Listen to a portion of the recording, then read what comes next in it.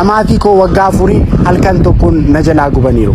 Akkaawuntii koo waggaa afur guutuu idda dadhabee fooloorii 680 ga'e halkanii guyyaa irratti hojjedhee hirriba koo dhabeettiin dhamee na jalaa gubaniiru. Waa balleesseen miti. Afaan Oromoo maaliif dubbataa?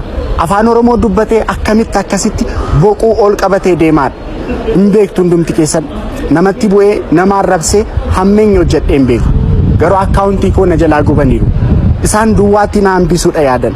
Garuu kan milkaa'uuf uummanni koo jira.